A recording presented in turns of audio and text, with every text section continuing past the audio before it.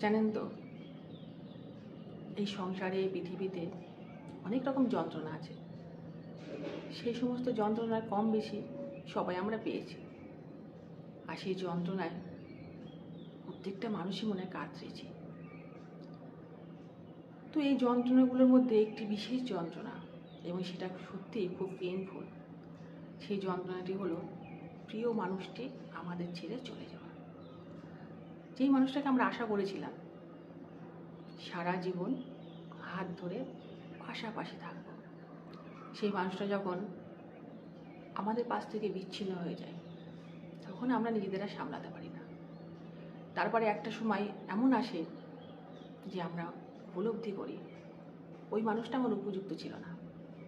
ওই মানুষটা যদি আমার পাশ থেকে সরে না যেত, তাহলে আমি এখন যা পেয়েছি সেটা আমি পেতাম না। কারণ যে চলে গেছে আর যাকে পেয়েছি বা যা পেয়েছি, সেটা আমার কাছে এই জীবনের সেরা উপহার। এই যে পরবর্তী সময়ে পাওয়াটা, যে ছেড়ে চলে গেছে তারপরের সময়টা, ওই সময়টা দেখবেন আপনি অনেক বেশি সুখী হবেন। আপনি জীবনে অনেক কিছু পাবেন। আপনার আগের হতাশাগুলো, আপনার আগের যন্ত্রণাগুলো একটু একটু করে আপনি সামলে নিতে পারবেন।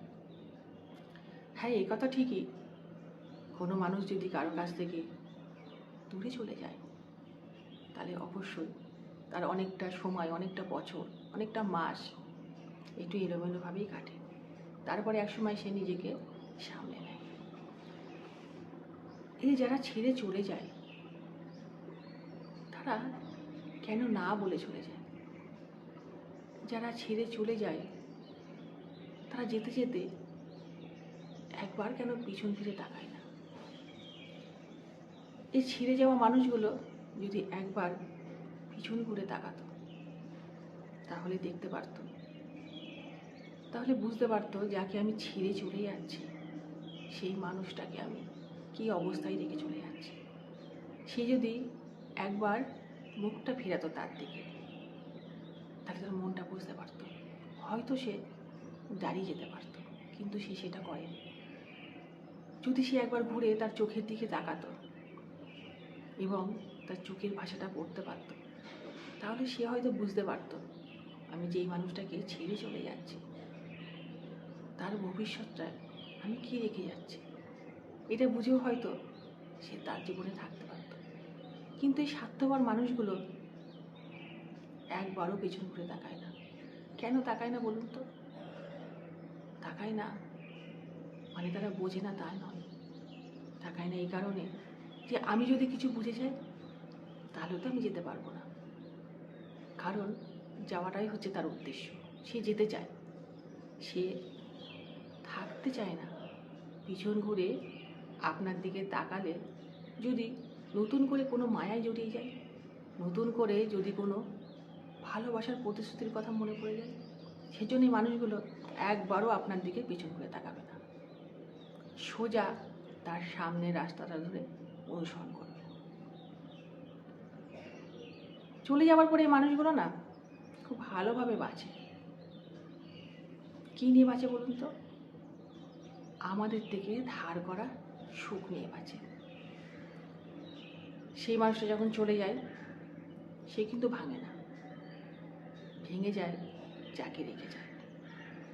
ওই মানুষটা চিন্তা ভাবনার এত অগ্রগতি, এত প্রসার ঘটায় যে চলে যাওয়ার পরে কিছুদিন পর সে ভাবে সে ঠক ছিল, সে আমার সঙ্গে অভিনয় করতো, সেই মানুষটা ঠিক ছিল না আমার জীবনে।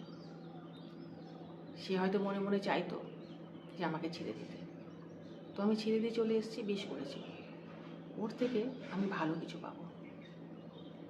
আমি চলে এসেছি মানে সে বেঁচে গেছে, ওই সমস্ত মানুষের সঙ্গে আমি কেন থাকবো?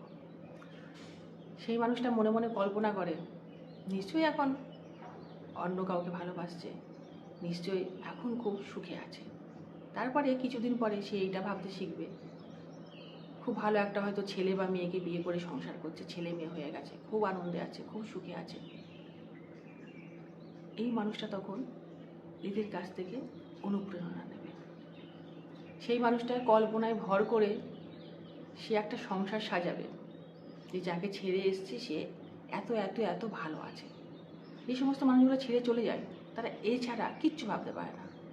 সবসময় তারা ভাবে খুব ভালো আছে, বিয়ে করেছে, সংসার করছে, ছেলে মেয়ে আছে, ঠ্যাঙের পর ঠ্যাং তুলে আরাম করছে, আমাকে ভুলে গেছে।